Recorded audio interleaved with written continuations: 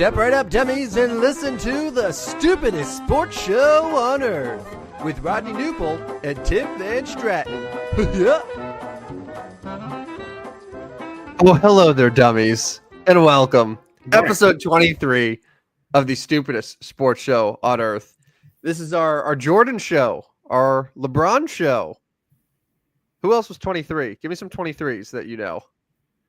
I mean, you named the two popular ones there. I'm sure there's others because everybody wanted to be that number. All the kids, when they get their jerseys in like elementary and junior high and high school, they all die for number 23. So there's a lot of 23s. You look at any team, and that's the one number that there always seems to be. You know, there's always a number that maybe isn't out there, but 23. Somebody's picked 23 in every team. It's our Devin Hester show. Devin Hester, all right. To you Bears fans, although he was good, I can't poke fun at him. Devin Hester, very good at what he did in the NFL. Kirk Gibson, very good, very popular because of what he did. Keep naming Christian McCaffrey. Oh yeah, yeah. You know my heart's set on Christian McCaffrey. He has broke my heart this year, but the guy won me a fantasy championship. And last but not least, of course, probably the most famous 23 from the NBA, Lou Williams. Yeah, but again, that's another guy you can appreciate because of his role and what he did with his role and what he's done with his role. It was very good. Like, I mean, we sometimes underappreciate that about guys in sports. Like, what was your role? Like, Lou Williams' role was not to be Michael Jordan. Williams' role was to be that really damn good guy off the bench, and he was really damn good off the bench. I can't wait till like football season's done and we got to talk some NBA, and we'll have all these conversations about like our favorite sixth men and all that stuff, like backup centers. Like those are going to be the fun shows. Yeah. But I think we've learned early on that pretty much every single person that wears number 23 has to be good.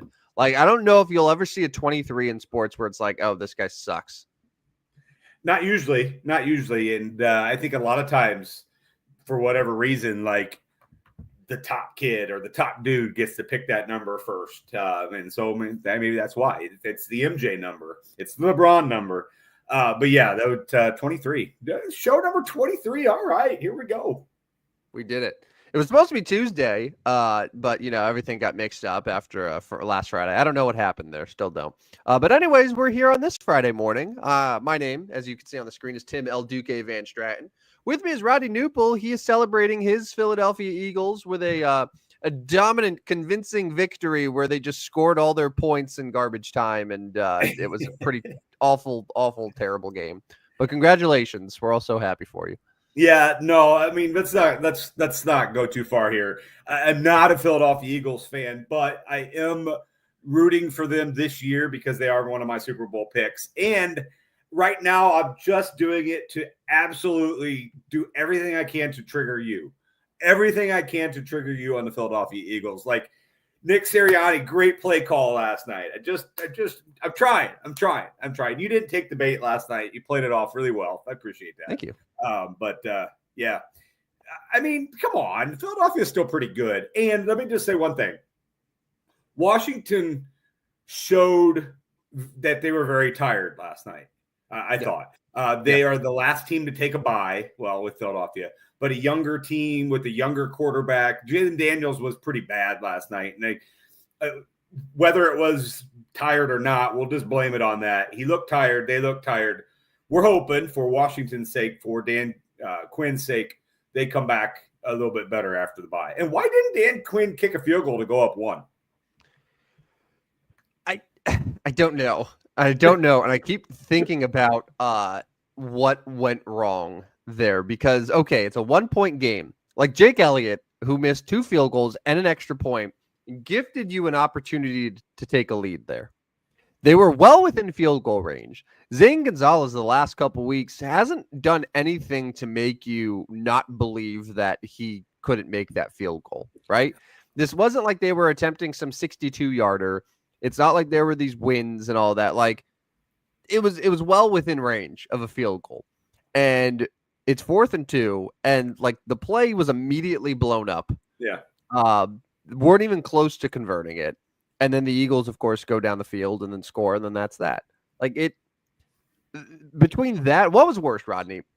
Dan Quinn's decision to not kick there, which normally people are like, okay, fine, good, go for it. But in that situation, you got to kick. You got to kick. Or was it Cliff Kingsbury not realizing that it's still a 2-possession game when it was 26-10, and for whatever reason decided to take the longest drive possible, and then by the time they scored, there was 32 seconds left. Yeah. I mean, they took like a 4-minute drive to get it to a 1-possession game. Like, what are we doing? Yeah, several times handing the ball up the middle and then huddling again. Like, I didn't understand that one. And I think they still had 1 or 2 of their timeouts still left there during that drive. I think they did. But anyways, yeah, both poor decisions. Again, I hope Washington comes back because it's fun to see Washington better. It's fun to see Washington play well. And it's fun to see Jaden Daniels. I mean, he's still obviously favorite for Rookie of the Year. I think your MVP pick is probably not going to happen. I think those odds are pretty erased at this point. And honestly, the NFC East probably I shouldn't say this because we've seen Philadelphia choke before, but the NFC East probably over. It's probably over. Yeah, I mean 8-2, 7-4. Yeah, the Eagles winning that game put a nice sort of gap between them and Washington. Yeah. Going forward, and the Dallas and the Giants are both out. So yeah, I would say the NFC East. I would give it at a 92% chance that the Eagles will win that division now. Yeah.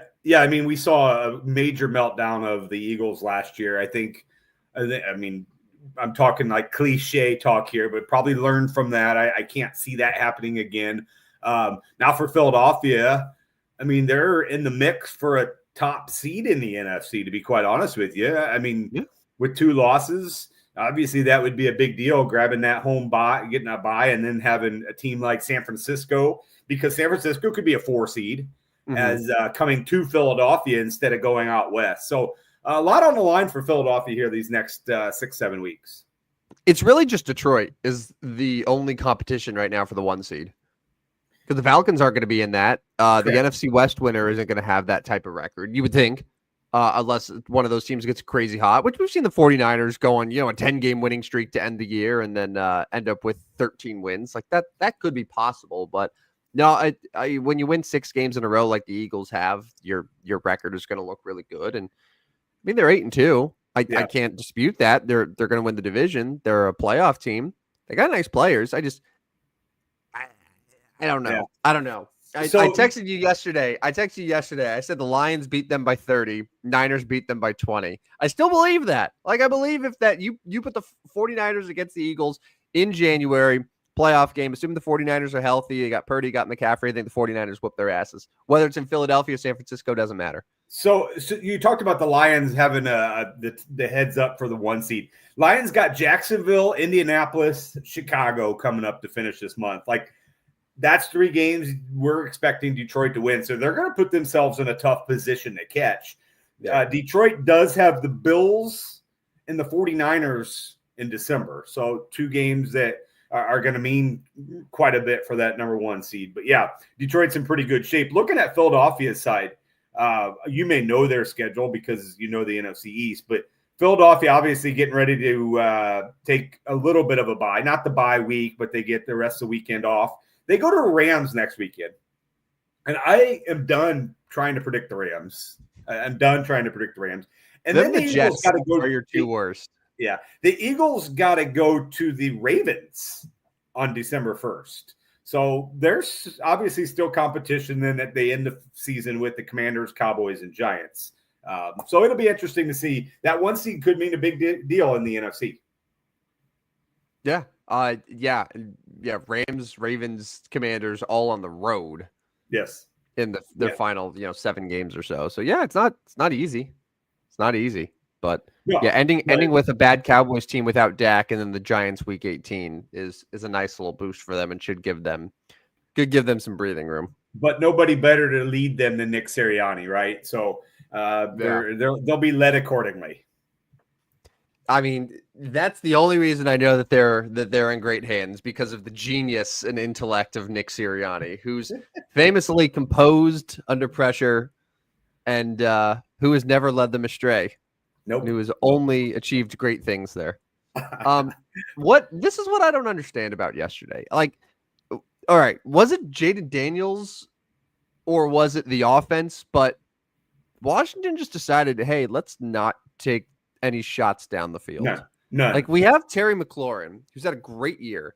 Let's just not use him at all. Like, he got 2 targets. No, and they were, and the one of them was late there. Yeah.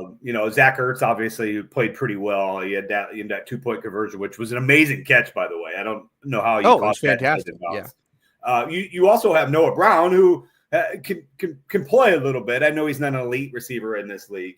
And then there's all this talk about like the rookie Luke McCaffrey. Like, we didn't even see him. Like, try to throw to somebody.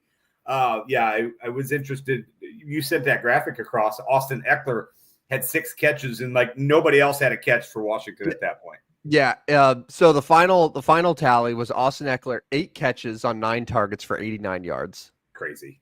Zach Ertz had 6 catches on 7 targets for 47 yards. So like a ton of receptions for both those guys. Efficient, only 1 incompletion. So, and the Eckler incompletion was the one that, did it get tipped or did he just straight up drop it?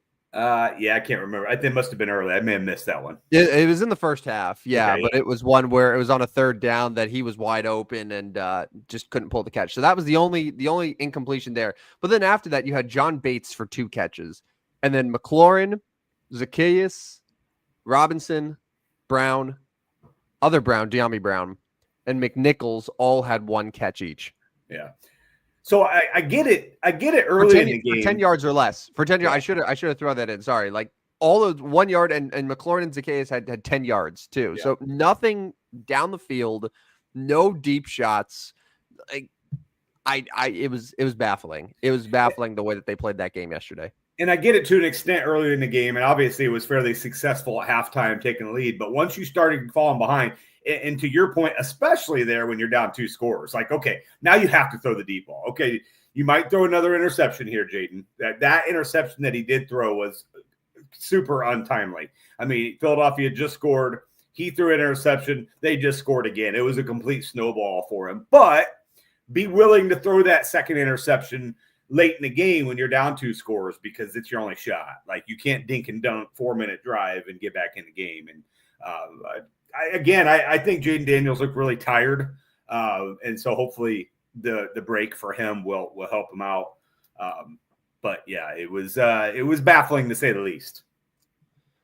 Any other thoughts on Thursday Night Football, or should we move on to a segment that I'm very excited to do?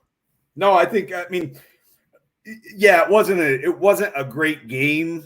It was at least had 2 teams that I think show some relevance. I mean, we've seen some worse Thursday Night Football games, and it wasn't worse than the Texans Jets for us. So I can move on to that. That's for sure. That one's going to be one I'm going to remember a long time. Texans Jets. So the over under on this game, I was thinking about this too. Even with all the flurry of points in the 4th quarter, it still came pretty comfortably under. I think it was sitting at 48.5 or 49.5. And last Thursday's game, the Bengals and Ravens, feels like a little bit of a blip, because these Thursday night games, it seems like way more often than not, we're getting low scoring games. I mean, and that's the lack of practice. You see a lot of sloppy execution. And as a result of that, these games are under. Like, should we just start betting unders Thursday night no matter what? Maybe. And there's really a really good reason why last night stayed under. And his name starts with Jake and ends with Elliott. Mm-hmm. He left 7 points on his own off the table with 2 missed field goals and a missed extra point kick. There's 7 points. There's your over. Thanks, Jake Elliott. I'm sure he's getting nice messages this morning from overbettors, because bettors are very, very kind in the morning after their losses. I'm pretty sure of that. Void all Jake Elliott bets. he was selling. All right. All right. So even though we're now in week 10, we've already played week 10 games, so we're past the halfway point. But I want to do a mid-season review. before the season started, or right as the NFL season was starting, Rodney and I went division by division, and we gave you the exact order of how we said the season would go. I went as far even as to pick the winner of every single game through all 18 weeks of the regular season and cooked up the records.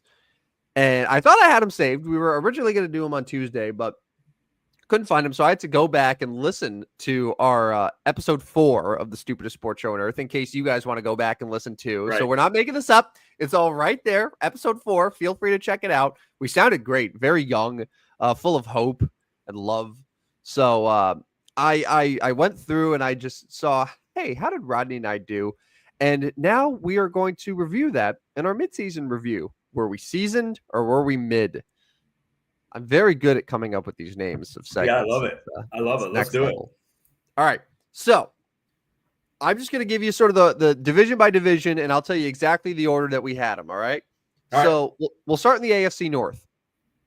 I had the Baltimore Ravens at 13 wins, winning the division.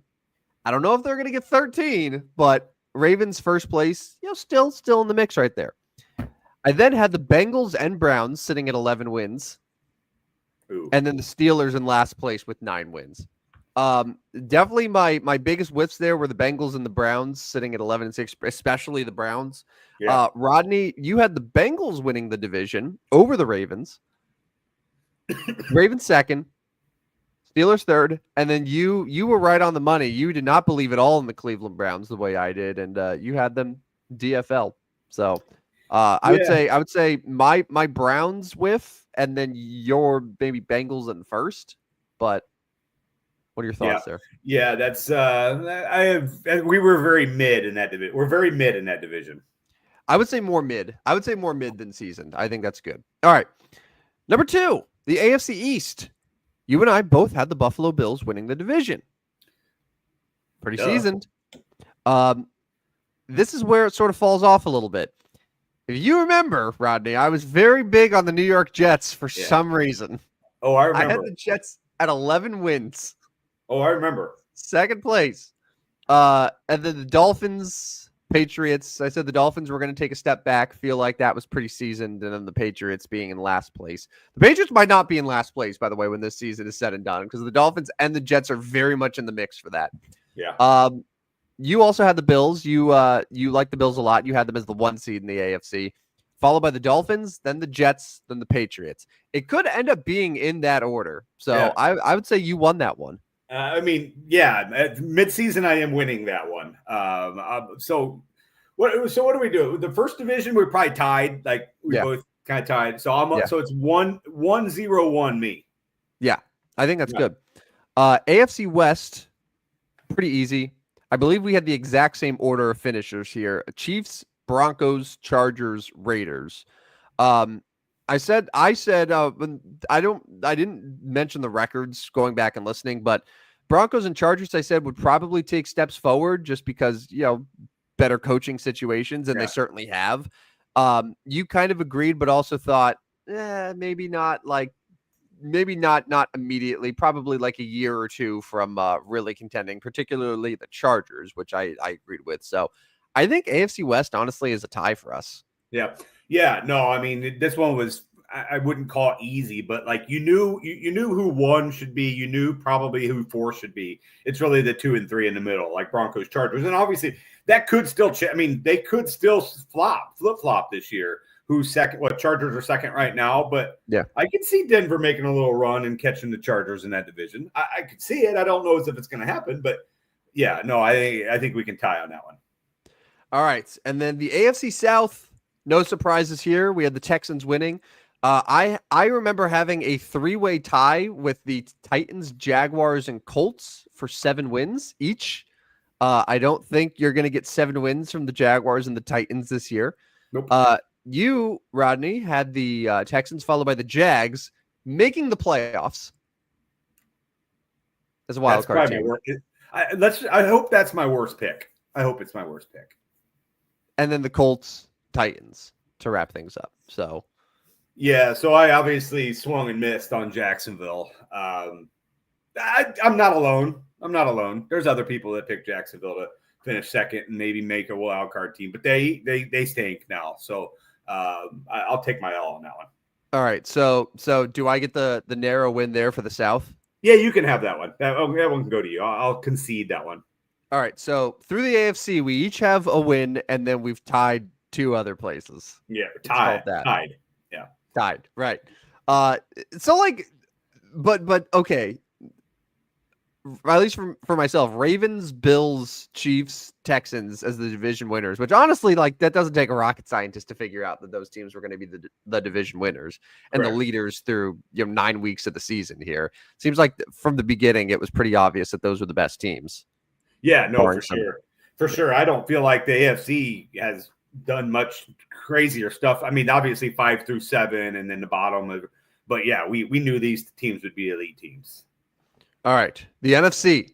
We'll start in the North. The Detroit Lions were my first place team. They were your first place team. Hard to complain about that. The big difference that we had is that I had the Packers second, the Bears third. You, I remember, were not big on the Packers. You had the Bears second, and then the Packers third, missing the playoffs. We both had the Vikings last. I, of course, thought the Vikings were in the conversation to be the worst team in football. Yeah. That's not going to happen, but yeah. Yeah. I'm going to whiff here because the Bears aren't finishing second. I still am fairly comfortable with my Packers take. I know they're 6-3. And if they can beat the Bears here, that they're going to obviously be 7-3. But I still think the Packers are going to miss the playoffs. I have not done all the research, all the who wins this game, who wins that game. I still think the Packers miss the playoffs. Just looking quickly here after the Bears. So let's say they're 7-3. 49ers, I'm going to give them a loss there. Yeah. Dolphins, I think, could beat the Packers. Dolphins are starting to figure some things out. They're getting better. Now, that is in Green Bay on Thanksgiving Day, so it could be tough. At the Lions, Packers are losing that game.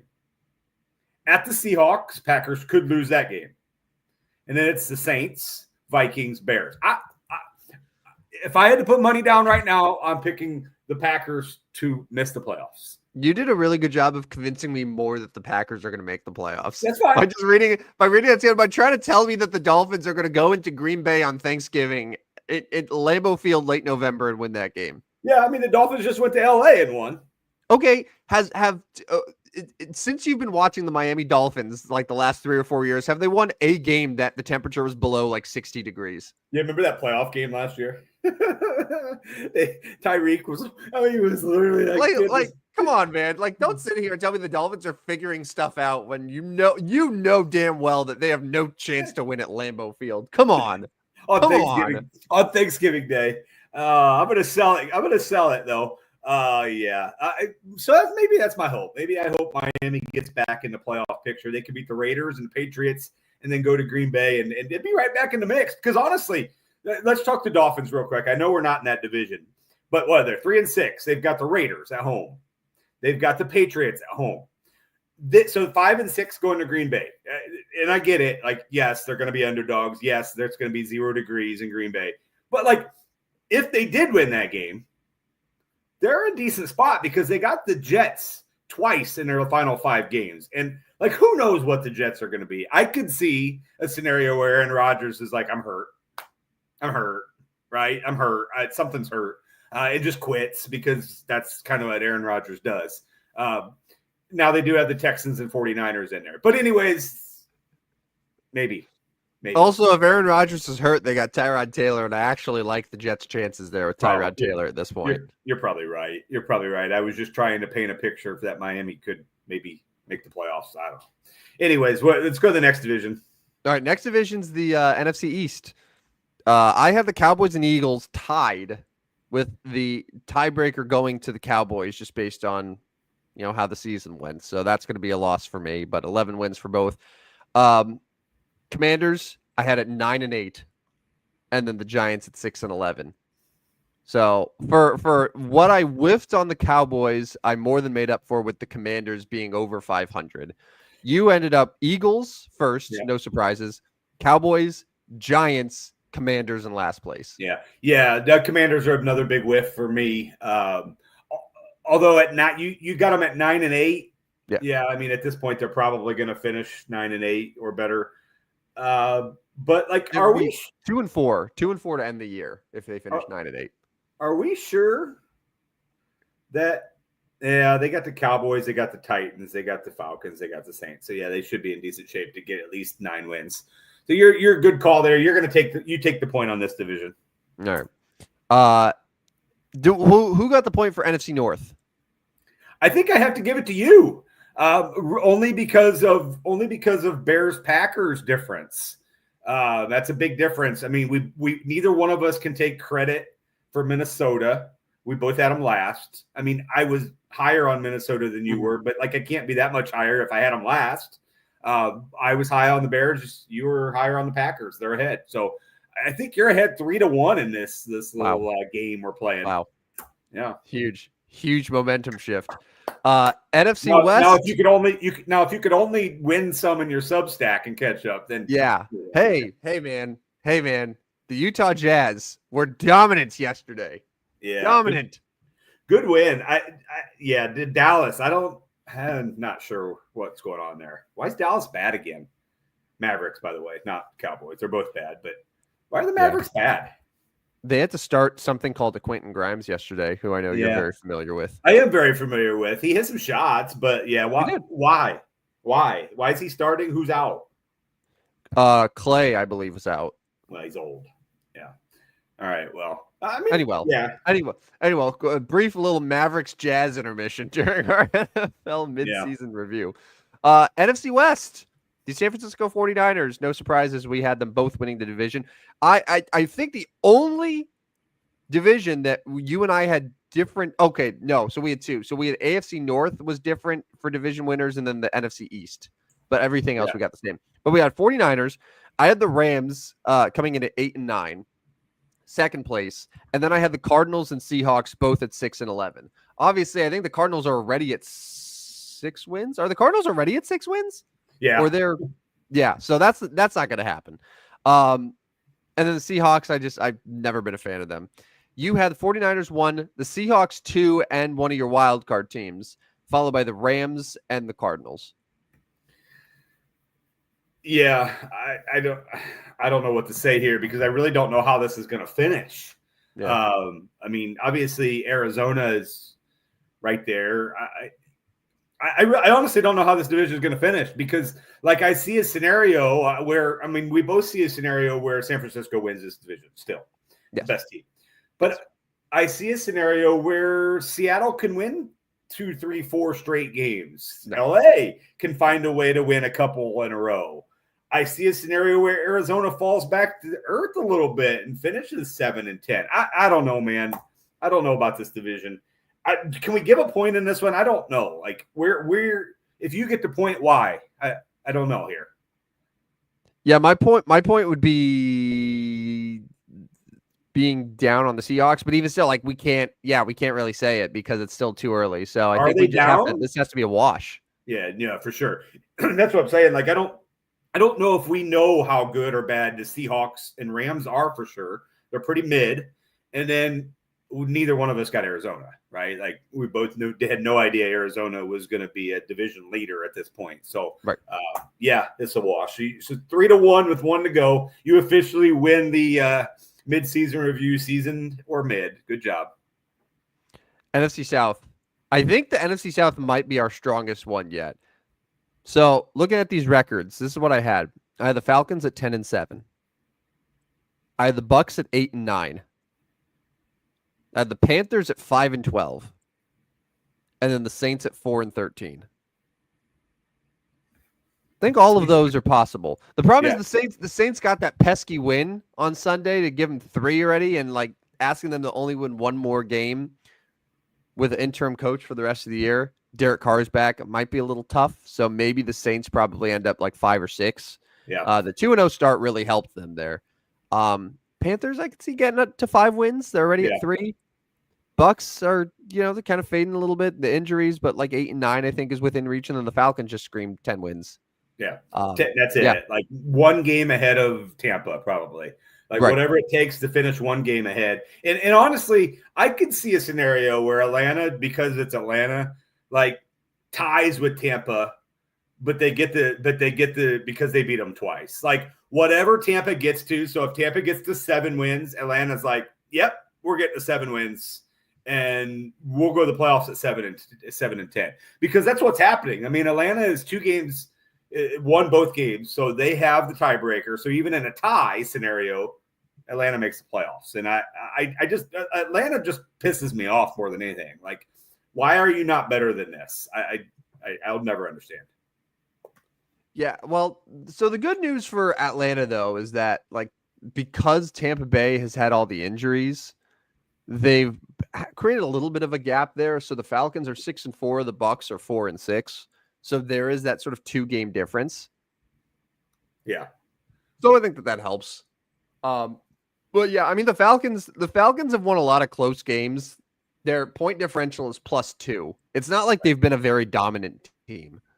So no, nothing would surprise me. Nothing would surprise me. What did I have in this division? And then, yes, you had Falcons 1, Bucks 2, and then you flipped the Saints and Panthers. So Saints 3, Panthers 4.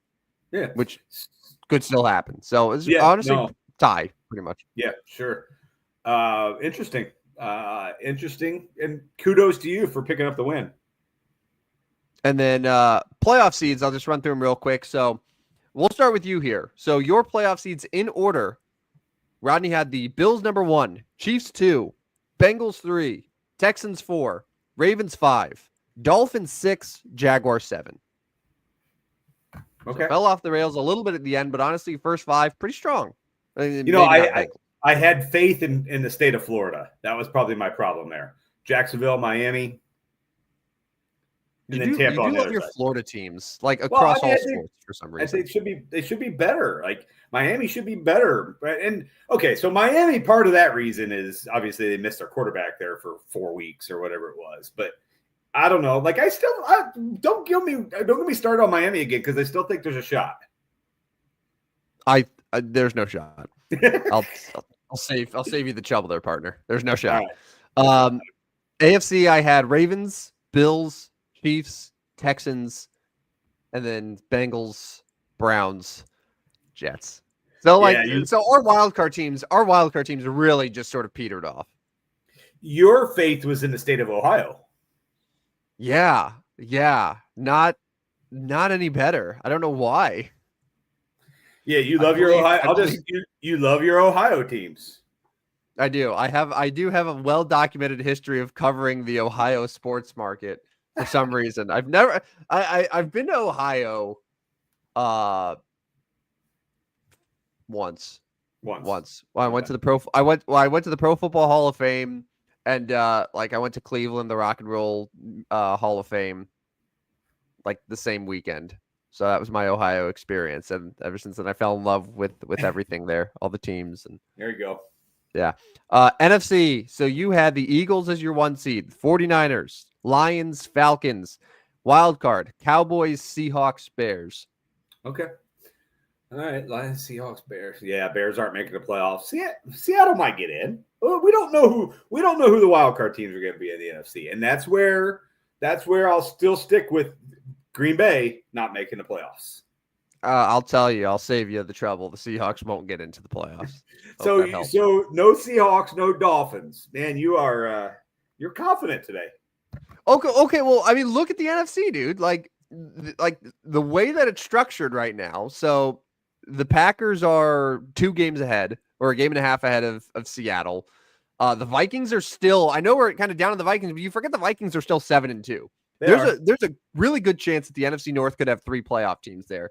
That's not counting the Commanders that are at 7-4. That's not counting that the Cardinals and the 49ers are both over 500 right now. We think the Rams probably have a better shot to hang around. Like Seahawks got to climb like 5 teams, dude. Like they got to climb a lot. Yeah. All right. Well, I'm still holding out hope. I had the 49ers to wrap things up. 49ers is the 1 seed, followed by the Lions, Cowboys, gross, Falcons. And then Eagles, Packers, Bears. It's my wild card teams. I mean the Bears just shit the bed. Yeah, just a terrible team. I was watching. This is very random here. So last night during the Monday Night Football game, I was watching. I don't know. Take this how you will. I was watching a Barstool Sports sort of live. They were like live streaming themselves watching the game because they just hired John Gruden. I saw So that. John Gruden's now a full-time Barstool employee. So it was just John Gruden in there, and I was watching a little bit of it. And they were talking about the young quarterbacks, and they asked him, like, hey, John, who would you rather have? Would you rather have Drake May or Caleb Williams? And without even a second thought, he said Drake May. Really? He's not very high on Caleb Williams, but know what it is? He's actually extremely high on Drake May. And he's like, Drake May, like 5-star, like lock. I think is going to be an absolute superstar. It just wasn't the highest on Caleb Williams. And then Jaden Daniels, I think he was like, well, last night was probably not a good sort of night to stand out if you were Jaden Daniels. But I just thought that was interesting. And John Gruden is a guy I like to listen to when talking about quarterbacks for sure. I mean, that's what the guy does. Like he literally, and that's what he's done since he's been was fired last. Like he literally just sits and studies quarterbacks over and over and over and over and over. Right. So that's some good words there. Yeah. No, I tend to believe him in the quarterback department. But yeah, all that to say, Bears just now you have people thinking that your quarterback is like the third best rookie quarterback. Yeah. And then Bo Nix is even knocking on the door now. Like, that's not good. This is not at all what we expected, what a lot of people expected. In hindsight, I don't know why we thought that things would go differently for the Chicago Bears, famously inept. So while we're on that topic, any chance they beat Green Bay this weekend? It's funny because as I finish ranting about how could we fall into the trap of believing in the Bears, I do actually think they have a chance to beat Green Bay this week. I learned that no single player on the Chicago Bears roster right now has experienced a victory over the Green Bay Packers as a member of the Bears. Not one. So not a single one. Not a single damn player has beaten the Packers that's on that team. That said, I wouldn't be terribly shocked. 5.5 points. I'm probably staying away. Yeah. Like what I would do is I would parlay it, like parlay the Packers money line or something with other stuff. But yeah, of course, like a Sunday afternoon it'll be 3:00. We'll be like, how could we have doubted when the Packers win 20-7? But I don't know. Yeah, one thing I'd like to see from Green Bay is I feel like, and I'm looking up numbers now, I feel like Jordan Love has turned it over at a really high rate. And I guess I am correct because he has at least one interception in 7 straight games. He has 4 in his last 3. He had a 3-interception game against the Vikings early in the season. Like, I'm not buying into Green Bay until he quits turning the ball over. Now, again, Chicago has not shown anything offensively over the last 3 weeks. It's going to be like, oh, well, if he turns it over, Chicago will make him pay. But I think there's a scenario there where Chicago might make them pay. A new offensive coordinator, you never know what's going to come at you. There's always that one game after kind of a coaching change that's like, oh, they're back. Yeah, I'm probably staying away as well. But if I had to, I'm taking Chicago in those points. Yeah, I think that's what it is. If it was Shane Waldron calling the offense, yes, I would feel much more confident that the Packers easily win this game. But just the new coordinator, sort of the rejuvenated sense of confidence and ability, and like the Bears still have talent. No one's disputing that. It's not like we're like, wow, this is a terrible team. Like they have talented players. I still think that they could have been a playoff team this year. It's just the execution has been really bad. The coaching has been really bad. But I mean, we'll see. I mean, the Packers, as much as I'm confident the Packers will still find a way to make the playoffs. You're not, obviously, but we can't sit here and say, oh, the Packers have looked so dominant the last few weeks. It's not really. And you're spot on about Jordan Love. He's done a lot of really good things, but also he makes a lot of really bad throws and a lot of turnovers. And yeah, if the Bears are even able to capitalize on one of those, let's say he throws 2 interceptions, right? The Bears even capitalize on one of them. Like that's huge. Right. Yeah, no, I think it could and should be probably low scoring. So a defensive touchdown, a 2017 type win for the Bears. I mean, we're not going to see the Bears win in a shootout right now. They don't have things going offensively enough to do so. So yeah, a turnover score could be the difference in this game. And Jordan Love's got to quit turning it over. He's got to quit turning it over. And that ain't going to work in the playoffs if they do get there. So no, it'll be interesting. All right, so let's continue. Let's look at other games. We'll keep it in the NFL right now. Yeah. We were kind of going over the games a little bit before the show, and we're like, there's a lot of really good matchups that I could see going a bunch of different ways. It's honestly pretty scary as a bettor to look at some of these games, and because I look at a game like Vikings Titans, right? And I know I picked one that's like pretty crappy, but Vikings Titans, where the Vikings are a 6-point favorite on the road. Yeah. In my mind, I'm like, that's a big number. The Vikings haven't looked particularly sharp. They barely snuck past Jacksonville last week. I probably want to go with the Titans here. But then there's the other side of me that's like, Tim, you would be betting U.S. American dollars on the Tennessee Titans. Yeah. That's a bad idea. Same thing with that Raiders-Dolphins game. Those are two bad teams. Same thing with that Rams-Patriots game. The Rams got to go to the Patriots. In my mind, I'm like, okay, the Patriots should be in a good spot there.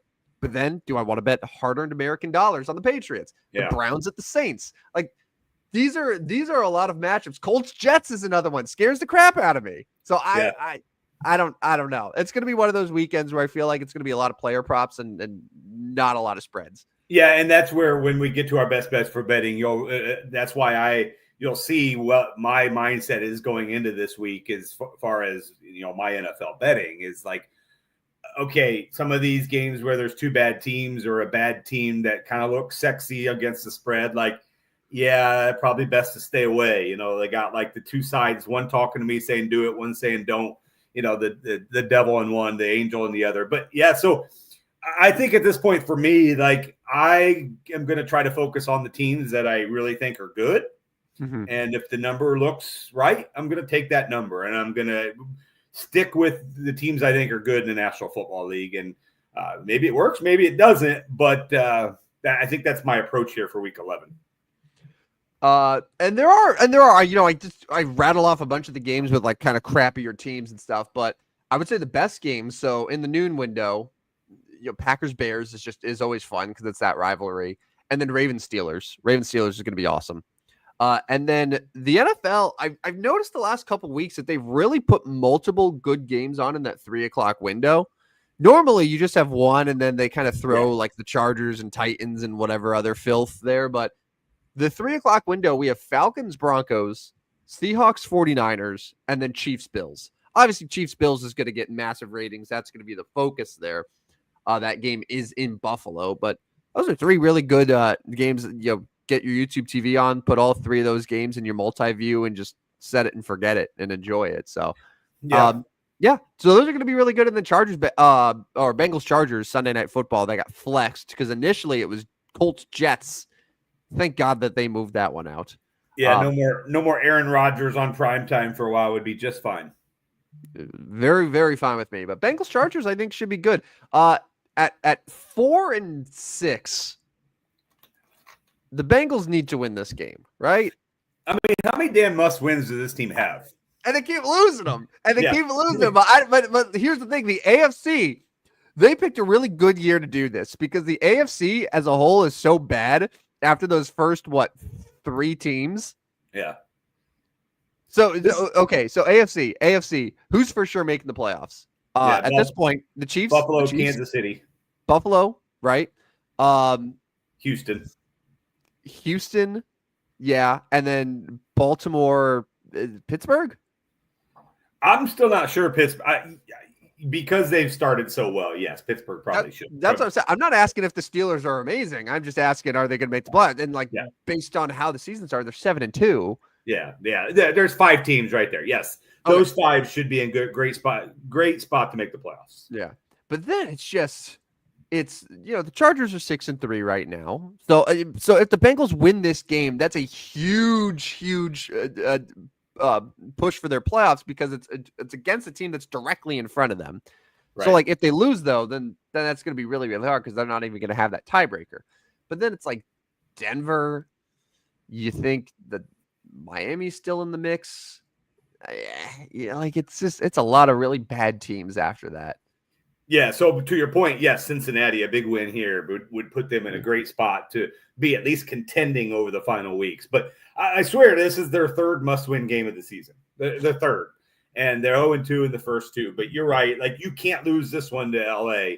You know, if you're looking at LA being a 6 or 7 seed, Cincinnati, you can't lose this game if you want to catch up to them. So it is a big game for the Bengals and a big game for the Chargers because, like, are we? I know people are still wondering if the Chargers are for real. This would be one of those signature type wins. Even though Cincinnati's 4-6, I still think it would be a signature type win for the Chargers.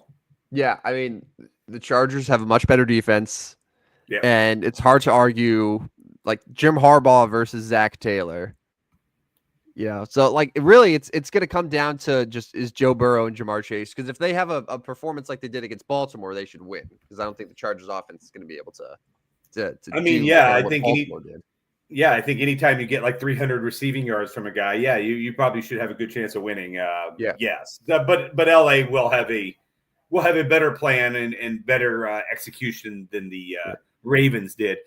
That's the crazy part about the Ravens is how good they are, but their pass defense has been absolutely horrific. They're going to have to figure that out, and especially postseason. And if you have to face Josh Allen and Patrick Mahomes back-to-back weeks in the playoffs, like Ravens, you might want to figure this out. I pulled up the Chargers schedule for a second. You know how I like to do like the, hey, this team has 6 wins or 7 wins. Who have they actually beat, right? So I'm going to tell you the teams that the Chargers have wins against. The Raiders, the Panthers, the Broncos, the Saints, the Browns, the Titans. Yeah. Wow, their losses, they scored 10 points against the Steelers. They scored 10 points against the Chiefs. They scored 15 points against the Cardinals. So that's three division leaders that they played. Didn't score more than 15 points against any of them. And their 6 wins have come against 5 really bad teams and then Denver on the road division game. Yeah, fortunately for them, they're going to get the Raiders and the Broncos again. Yeah. I mean, Cincinnati. I talk about it all the time. Like, it's the benefit of having the last place schedule. I mean, they had the 5th overall pick in the draft. They were really bad last year and totally unraveled. And they've taken advantage of that. To their credit, we've seen a lot of Chargers teams that just like blow those types of games over and over again and end up with 8 wins because that's how they are. But they're about to go on a stretch where it's Bengals, Ravens, Falcons, Chiefs, Buccaneers, Broncos. The next 6 weeks. That's tough because that Buccaneers game, I mean, you're looking at Mike Evans likely. Godwin's out, but Mike Evans possibly coming back. And Tampa Bay, possibly, if they can find a way to sneak a win or 2 in, maybe contending for an NFC spot. I don't know. I'm not sold Tampa Bay is going to win much more this year with the way their roster is. But you never know. So, yeah, that Tampa Bay game. And one thing we can say about Baker Mayfield, he's competing. He's likely going to continue competing even in that Week 17 game. Let's say Tampa Bay's out of the playoff mix. What we've seen from Baker Mayfield is it doesn't matter. He's going to go compete in that game. I can't believe the Browns just let him go. Yeah, just let him go. And then brought in Deshaun and said, we'll overpay you. And then, Browns bad. And then even like, why let Joe Flacco go last year? Flacco certainly isn't the same guy this year as he was last year with Cleveland. Like, that's not the same. It's not the same guy. Yeah. It's not the same offense. It's obviously not working as well. And by the way, I do like that Anthony Richardson back as starter move. I think that's the right guy going forward for Indianapolis. But having Flacco there when Richardson needs to come out of the game for a little breath of fresh air, Flacco's the guy. But, Cleveland, come on. What are you doing? I digress. Any college thoughts? Not really. I mean, it's another decent week of college football because, you have so many teams that are needing wins, must win because they can't fall out of the top 12. Teams that aren't in the top 12, knowing that if they find a way to win and one of those teams loses, you never know. So, but like Utah, Colorado at 11 o'clock is an interesting game. But like two Western-ish type teams playing early. That's an interesting. Clemson, they've gotten several losses now, 2 losses, but they go to Pittsburgh. That should be an interesting game. I'm just kind of running some down here. Yep. Missouri, South Carolina, I think will actually be better than some people think. Boise State, our Ashton Genty guy, he's on the road this week. They can't lose that game. They are a 2-touchdown favorite at San Jose State. But probably the big game, Tennessee at Georgia, really kind of a loser goes home type game. If you lose this game, you're probably out. I mean, Georgia's mind, they are out. But they have a chance of getting back in with a win over Tennessee. Tennessee would be their second loss. They'd kind of be waiting on the outside looking in type situation. Oregon's at Wisconsin, maybe sneaky because the Badgers at home, a long way from Eugene. I don't know. Are we worried that Wisconsin might be able to contend? I don't know. Wisconsin's kind of bad, though, at 5-4. So those are just a few games I'm looking at right offhand. That Tennessee-Georgia game, is that the, loser misses out on the playoffs, or because it's the certainly if Georgia, who's sitting at 12 right now, loses that game, gets the 3 losses, they're done. Yeah. Tennessee probably could have a chance, but needs some help. I would assume they lose that game. Yeah, they would have 2 losses. They have UTEP and Vanderbilt to finish their season. So they got 2 wins they could get there. Yeah, I mean, Tennessee with a win would be like, yep, we're getting in. Tennessee with a loss would be like, oh, man, we're going to have to wait 2 weeks and figure out what happens between now and then. Like, we need some help. We still might be in, but we need help. If you win this game, you actually can start thinking about, hey, teams are coming here for a first-round playoff game. Because if you're 5, 6, 7, or 8, right, you host a playoff game, and that's probably where they're going to fall. Or best scenario, which won't happen because they're not going to win the conference, is 1, 2, 3, 4. So Tennessee, yes, with a win, could be like, hey, we're hosting a playoff game in December. Get the tickets sold. We just don't know who's coming. All right. Shall we move on to do a little best bets for betting to wrap things up today? Yeah, let's do it. All right. Famously, these never seem to be like our best bets. They're actually a lot of times they're my worst bets, but they are still best bets that you can follow. You can fade at your own risk. Rodney so far is 23, 18, and 2 on his best bets. I am 16, 26, and 1. The Substack is about the same for both of us. So as far as record and things like that. However, we persevere. We march on. Rodney, your first best bet for betting. Yeah, so I will start with, and I always do 2 college, 2 NFL, and I think you have kind of followed suit there as well. I'm going to go with Pittsburgh plus 12. They're at home, both teams 7-2. Kind of ACC, who's going to try to contend with Miami SMU here type game. I just feel like 12 is too much. Clemson might be able to win this game. I just think 12 points is too much for this game. I'm going to take Pittsburgh to cover that spread of 12 points. So that's my first best bet. All right. It's my first one. And I've kind of gone back and forth on this one a little bit here. I'm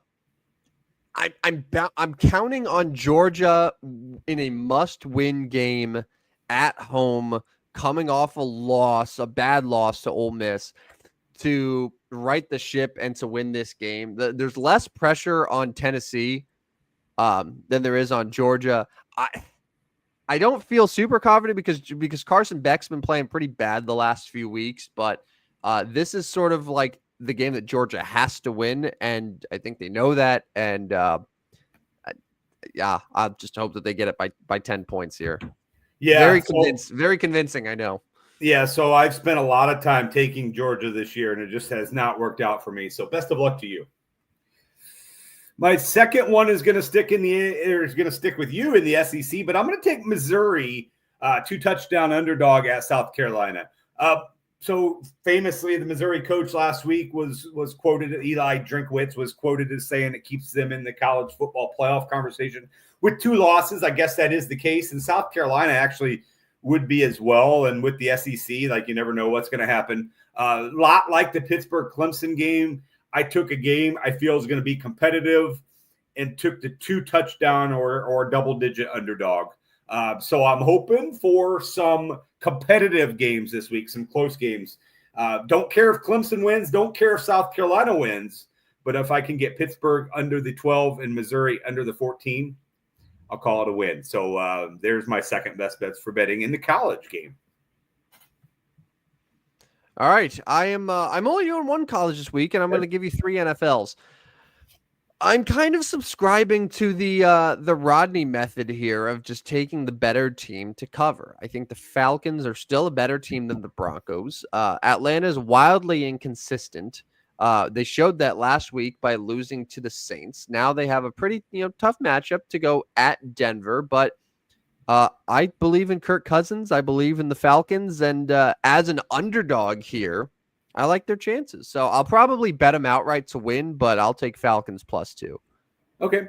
I don't hate the pick. I always get a little nervous of teams going to Denver. Denver just seems like one of those places that, like, Denver might win this game 14-10. Never know, but yeah. All right, I'll move on to my NFL game. So I said earlier, my method this week is going to be like, okay, who do I think the better teams in the NFL are, and going with them. And I think Ravens are one of those teams, one of, if not the best teams in the NFL. Ravens -3 at the Steelers. Divisional game here.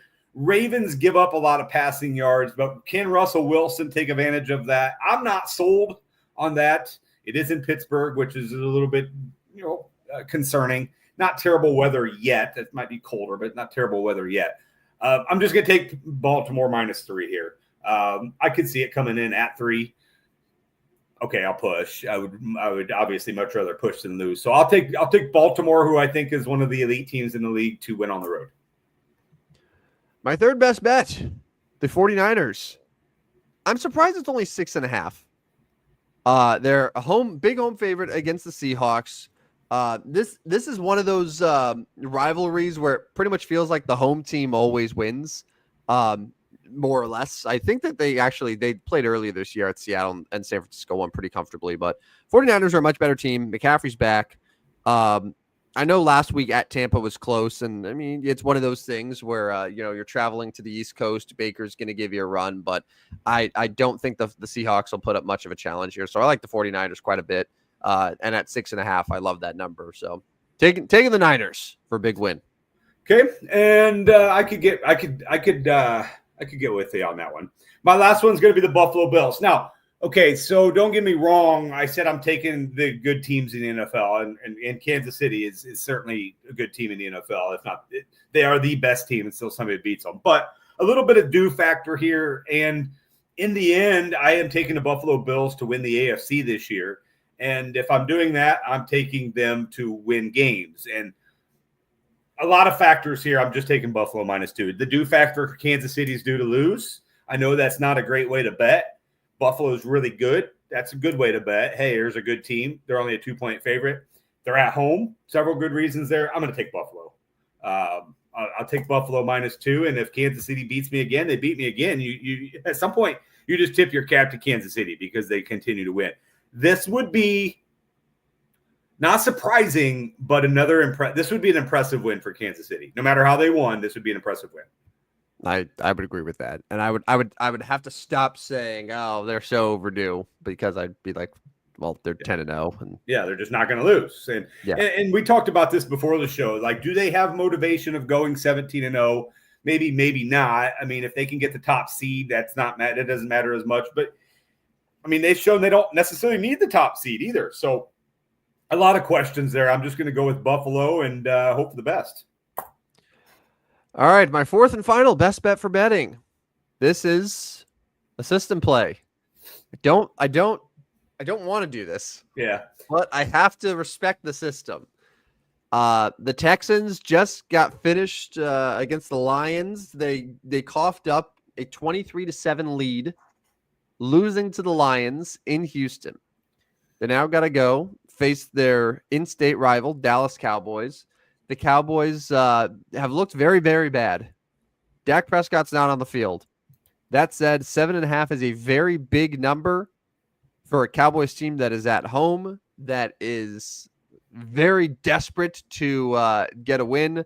The Texans, even though they have an extra day of recovery, are a little beat up after facing Detroit.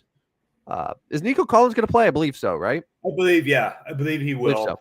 But And how healthy that'll be a huge boon to Houston. But I have to respect the system, and we have to take the Cowboys plus 7.5. I don't want to do it, but I'm going to do it because I have No, I'm respect for with the you. game. I will be joining you Monday night on this one. Just did not fit into my best bets for betting. I will be betting this one. It's a lock as far as me betting it because I said from the beginning I will take all the system games through the season. The best news for Dallas in this game is it's a 7:15 game. You know what that means? No sun. Yeah, the sun's not going to be in their eyes indoors. The sun will not be in their eyes playing indoors, Jerry. There's no sun at 7:15. You're off the hook for Monday Night Football, Jerry. Good job. I'll take Dallas. I don't love it either. You said exactly. We're both in the same line of thinking here. Like, I could see a scenario where Houston actually ends up winning like 52-3. Because Dallas just quits, and they are this year's GCD of the year in the NFL. Like, it is the Dallas Cowboys, a gutless, choking dog Dallas Cowboys. And if Jerry had any guts to fire a coach midseason, Mike McCarthy would be gone. Matt Eberflus would also be gone from the north side. But I'm taking Cowboys plus 7.5 because it's the system play. That half, though, okay, Dallas might be down 14, late game. They score a touchdown. We get that 7. We're celebrating, baby. We've been on the other side of that, so I wouldn't feel bad. I love that the whole sun argument for the Cowboys too. It should affect both teams, but you really only hear it affect the Cowboys in a negative fashion. That's the part that's most hilarious to me.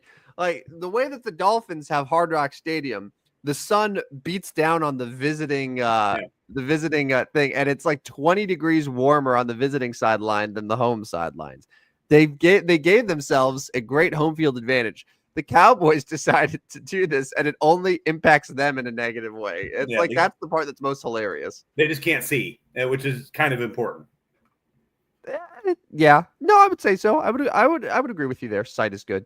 All right, let's wrap things up with the Barry Bonds stat of the day. A little way to end the show, like we do every show here. This is a good one. I think you'll like this one, Rodney, because it involves one of your former St. Louis Cardinals. Okay. Do you remember Rick Ankiel? I do. Well, before Rick Ankiel was a free swinging slugger, he was a pitcher. And he had the opportunity as a pitcher to face Barry Bonds 3 times. Barry Bonds against Rick Ankiel, who, by the way, had to stop pitching due to the yips, was out of baseball, came back, wasn't a pitcher, was just hitting. Barry Bonds against Rick Ankiel was 0 for 3 with 3 strikeouts. Wow.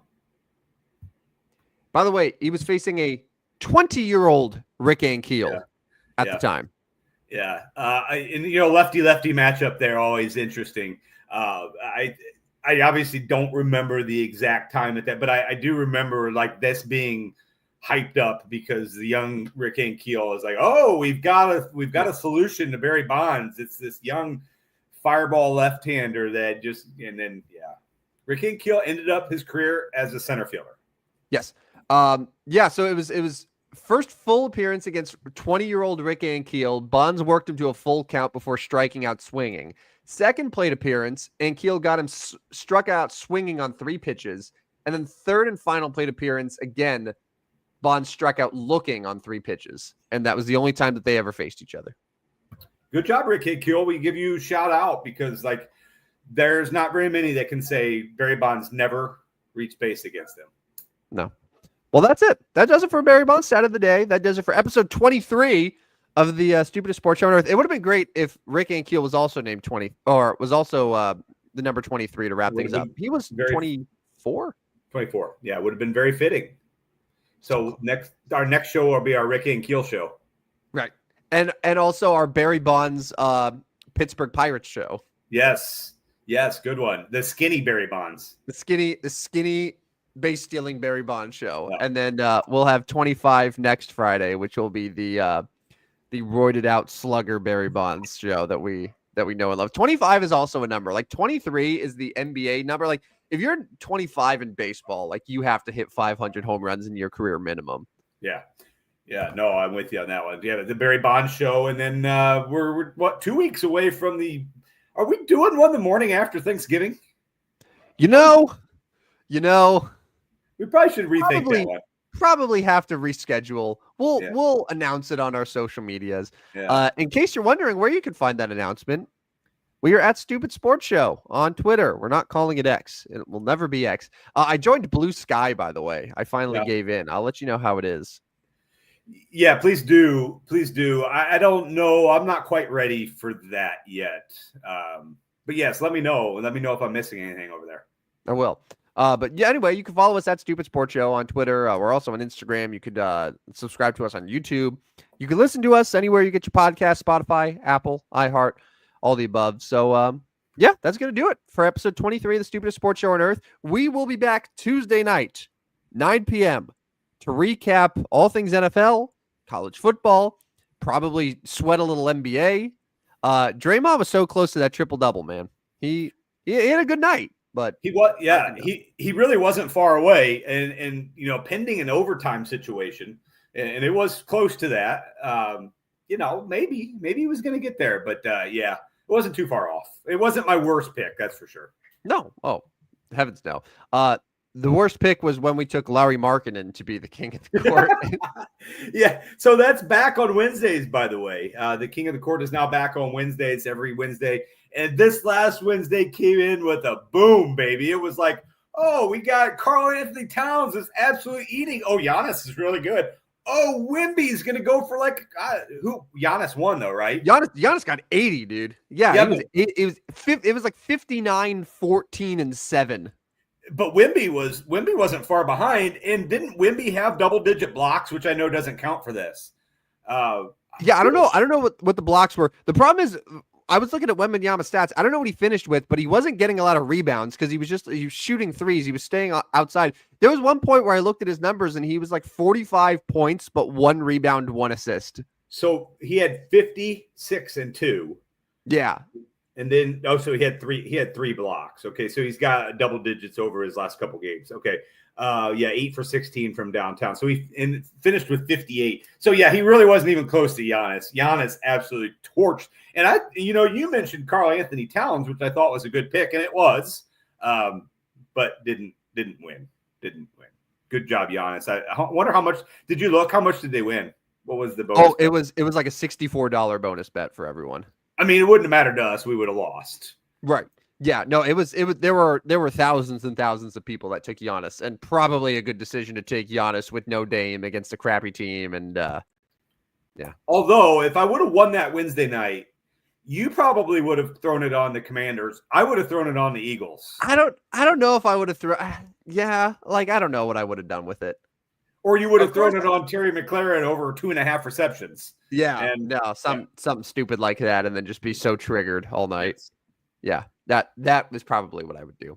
All right, let's get out of here. We'll be back next Tuesday night. Enjoy your weekend. Lots of football, and we will recap it all on the next episode of the Stupidest Sports Show on Earth. Sounds good. See ya.